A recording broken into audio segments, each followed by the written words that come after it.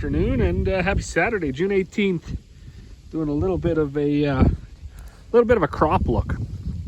Crazy along the bush and where you drive with your drill. It's really hard, really compacted. Crop doesn't come very well there. And also looking at lots of this stuff, like they don't look super healthy, and I'm not sure what that's from. Gonna have to keep an eye on this one for sure. When you get out here though, the canola does look a little better. Not so great here where I made those few extra passes with the tractor, but as you move over you can see the row's pretty good, and when you get into them then the plants look a lot different. So I don't know if it did get a little dry, so they probably struggled for that, and then I think the LiQWYD chemical actually slowed it up a little bit, but most of them are pretty good. I don't understand why some of them are so delayed. That's just a mystery of the canola. So this is also one of the poorer quarters we have, really. You know, up on the hill it gets pretty bad. Over there it gets pretty bad, pretty light soil. So down here it's not too bad, as long as you can get away from the trees that rob all the nitrogen out of the ground. So all in all, it's going to be pretty good. It won't be no 70 bushel canola crop, you can tell that already. But if it doesn't have any more severe weather throughout the growing season, drought or hail or too much rain, it it could make an average crop. Okay, so we just left the quarter we were just at with, it's just canola. That's our farthest west quarter. This one's pretty close. We're about a mile away and a half a mile east of that quarter. This was my peas and canola, and it looks really good. So normally we seed about 0.75 pounds per acre of canola with our peas.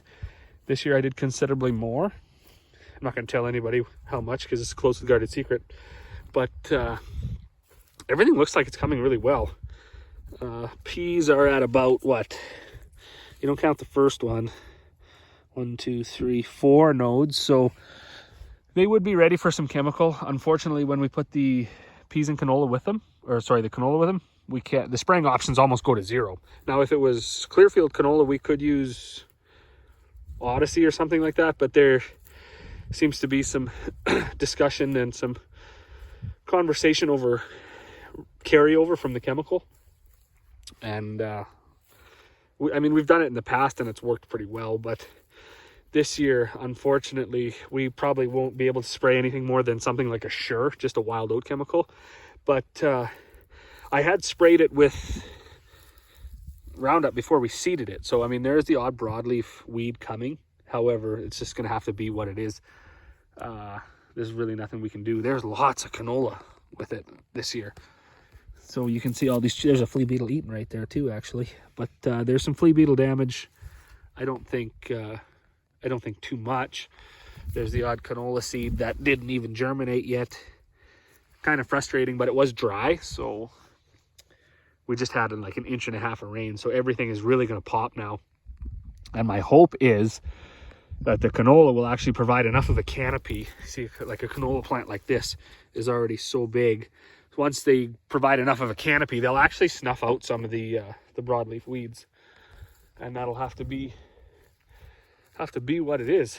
But mostly what you see here is just peas and canola, and that's because we had pre-sprayed it with Roundup. All right, well, our next stop here, getting closer to the farm, is our first cereals. These are oats. So there's 70 acres of oats here, and then down by the lake there's actually 200 acres of oats. This is another piece of canola right here that is pretty good. So this was wheat stubble, and the canola that we looked at first was on pea and canola stubble, and I'm wondering if maybe that was some of the issue. So these oats haven't been sprayed yet, and they are this was the piece I seeded after my drill had been having its issues, so I'm very glad to see that there's not huge misses and huge patches of no seeds. I was actually kind of worried about that. Of course, everything's enjoying the rain we just got, and looks like we're going to get a little bit more, but we'll stop here. There's really not much for weeds here either. I don't think this, oh, this got dissed, I guess. So it had a little bit of an advantage over out west where we put the peas in canola. We didn't work that, we just sprayed it. So oats are in the 3 leaf, I guess. So there's still lots of time. We get we do got some decent weather coming, so once we get dry enough to work in the field again, we'll get these oats sprayed, and we'll check. There's, as I said, there's really not much we can spray on our pea and canola mix for broadleaves, but we can check that for wild oats later on and spray some wild oat chemical on it. So we got these 270 acres of oats to spray, then 3/4 of barley, and that'll be it. Then the peas and spraying will be done too. So we'll head over here now. We'll check the barley and then the wheat, and we'll just see how that stuff looks. All right, now we're further east here, basically into just the cereal side of the farm. You can see this stuff is all dead now. This is barley. This was the first cereal field that I sprayed, and we put Lontrell in here because if you watched, this had thistle patches all over. See, I don't even understand stuff like this. Like, I don't know if those are dead, and if they're not dead, why are they not dead? This had MCPA and Lontrell, or no, Trondis and Lontrell. I don't know. I'll have to look in the book. Maybe it wasn't. It's frustrating anyways. So stuff should have died. Maybe it is still dying. I don't know. But definitely doesn't look like it is. Gonna have to look in the book. Might need another trip of MCPA. I think that was part of the plan too. We were gonna do a thistle trip and then we were gonna spray it again. I'll have to actually look at what we mixed. However, you can see the thistle trip was very successful. They are dead, so that's good. And the crop itself is basically 3 leaf. Okay, that might have been the reason then. We might have just done Lontrell and we were planning to come back and do the in crop for the broadleaves after, because there's definitely dead thistles and live broadleaves. All right, well, we're just kitty corner to the barley that we were just at. This is our wheat.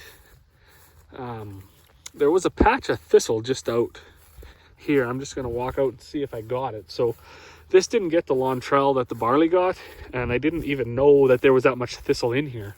And then once I got it, the tank all mixed up, and I got out here, I was like, oh boy, there's actually a few patches of thistle. So we didn't know if we were going to have to come back and spray it again with Lontrell, or if the MCPA would get it. There's the thistle right there. MCPA is supposed to get it. So did it get it? I would say it's a very unhappy looking plant. Usually it'll be a deeper green and standing up very tall, and you can see it's starting to wobble. So something we're gonna have to watch here, make sure that it did get it. My dad figures we actually probably damaged the crop a little bit with the potent mixture that we mixed up, and that's very possible. However, I'll take it if we actually just got the weeds. And you can see here there's almost no broadleaves, so they've already died and shriveled up. As far as the wheat, where's the wheat at here? So we'll find ourselves one tiller, 1, 2, 3, 4, going into 5 leaves. So, and pretty nice. Pretty soon it'll have the ground flooded. But that is a relief to know that the MCPA Trondis mix is going to work this year. Some years it does, some years it doesn't. Just one of those things. well, we can't really have a crop tour without checking our actual just pea crop. So we try not to grow peas by themselves because we're scared of them falling over and getting all earth tagged and everything else like that. But at least these will have a spraying option. So we use Viper this year, and you gotta wait till, I think it was like 3 to 6 node or something. And these ones, so these were the first peas we seeded. They are basically, so you don't count the first one. Just pluck this out of the ground here. All right, so you don't count the first one. I don't know, this is weird because it's growing like another plant. Anyways, so I don't think you count this one. So 1, 2, 3, 4, 5 going into 6th. So if the weather lets up, we do have the chemical already. We'll be able to spray this one with that Viper. This is the 200 acres of oats that we saw from the other side. They actually look really, really good. So it is starting to spit again. I have a feeling there's another rain coming. Hopefully you enjoyed this video, and we'll see you all on the next one.